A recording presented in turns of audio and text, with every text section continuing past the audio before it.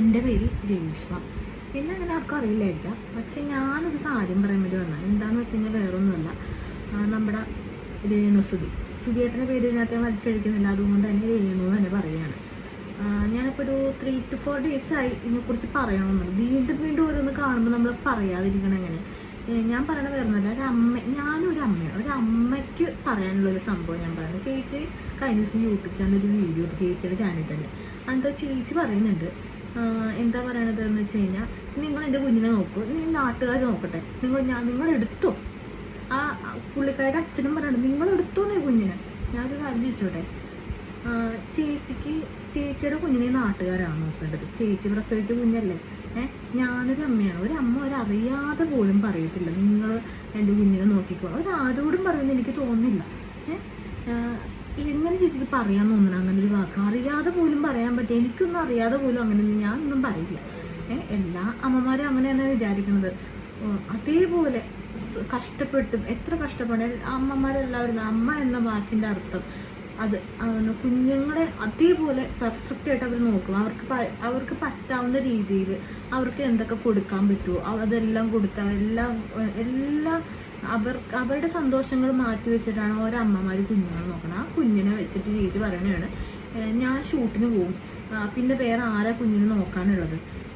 ചേച്ചിയുടെ വീട്ടിൽ വന്നിട്ട്, അതായത് ഈ ചിച്ചുവിൻ്റെയും ചേച്ചിയുടെ മോൻ്റെയും വീട്ടിൽ വന്നിട്ട് ആ അച്ഛനും അമ്മയും താമസിക്കുന്നതിനോട് വിരോധമൊന്നും അറിയാൻ മതി. ചേച്ചി എന്ത് അർത്ഥത്തിലാണ് പറയണത്? ആ കുഞ്ഞിനെ നാട്ടുകാർ നോക്കട്ടെ. ചേച്ചിക്ക് അത് പറയാനായിട്ട് എങ്ങനെ പറ്റണം? ഒരു സ്ത്രീക്ക് ഒരിക്കലും എനിക്ക് തോന്നുന്നു ഒരു അമ്മയ്ക്ക് എങ്ങനെ പറയാൻ പറ്റുന്നു, എനിക്കത് മനസ്സിലാവുന്നേ ഇല്ല. വേറെ എനിക്കറിയില്ല, അങ്ങനെ ആരെങ്കിലുമൊക്കെ പറയുമോ? അതൊക്കെ പറയാൻ തെറ്റയിച്ച അതൊന്നും മനസ്സിലാക്കാൻ അറ്റ്ലീസ്റ്റ് ഒരു ചെറിയൊരു കോമൺ സെൻസെങ്കിലും ചേച്ചിക്ക് വേണം. ഒരു അമ്മ എന്ന ഇതിൻ്റെ അർത്ഥം എന്താണെന്നുള്ളൊരു അതെങ്കിലും ചേച്ചി ഒന്ന് മനസ്സിലാക്കുക.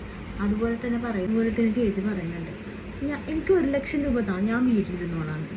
ചേച്ചി ഈ നാട്ടിൽ ജീവിക്കണമെങ്കിൽ 10-20,000 രൂപയൊക്കെ മതി ചേച്ചി ഒരു മാസത്തിൽ.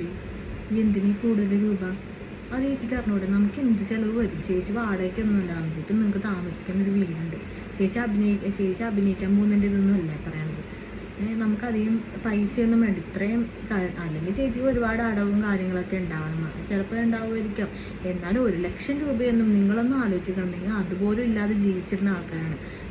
ആ ആൾക്കാർ ഇങ്ങനെയൊക്കെ പറയുമ്പോഴത്തേക്കും നമുക്കൊരു മിനിമം ഇത് വേണ്ട, ഒരു യോഗ്യത വേണ്ട. 1 ലക്ഷം രൂപ എന്ന് പറഞ്ഞാൽ നിസ്സാര തുകയൊന്നല്ല ചേച്ചി, നല്ല തുകയത്. ഈ ഫ്ലവേഴ്സ് ചാനലിൽ ചേച്ചിയുടെ 2 മക്കളുടെ പഠിത്തം ഏറ്റെടുത്തിട്ടുണ്ട്. പിന്നെയെന്ന് പറയുമ്പോഴത്തേക്ക് നിങ്ങൾക്കൊരു വീട് നൽകിയിട്ടുണ്ട്. പിന്നെ അത്യാവശ്യം ജീവിച്ചു പോകാനുള്ള എന്തെങ്കിലും മാർഗമാണ് നിങ്ങൾക്ക് വേണ്ടത്. സുധിച്ചേട്ടൻ വല്ല കടമൊക്കെ ഉണ്ടാക്കി വെച്ചിട്ടുണ്ടാകുമ്പോൾ അത് നിങ്ങൾക്ക് ചിലപ്പോൾ അത് കൊടുത്തു തീർക്കേണ്ട ബാധ്യത ഉണ്ടാവുമായിരിക്കും. അത് ശരിയാണ്, ഇല്ലെന്ന് ഞാൻ പറയുന്നില്ല. ഞങ്ങളും അങ്ങനെയൊക്കെ തന്നെ ജീവിക്കുന്നവരാണ്. ഞങ്ങൾക്കും എല്ലാവർക്കും ഇതുപോലെ എന്തെങ്കിലും ബാധ്യതകളും കാര്യങ്ങളൊക്കെ ഉണ്ടാകും. അതായത് ചേച്ചി ഒരു കാര്യം മനസ്സിലാക്കാൻ ഒരിക്കലും സ്വന്തം കുഞ്ഞിനെ തള്ളി പറഞ്ഞുകൊണ്ട് ഒരു വീഡിയോയ്ക്ക് മുന്നിലും വരരുതിങ്ങനെ.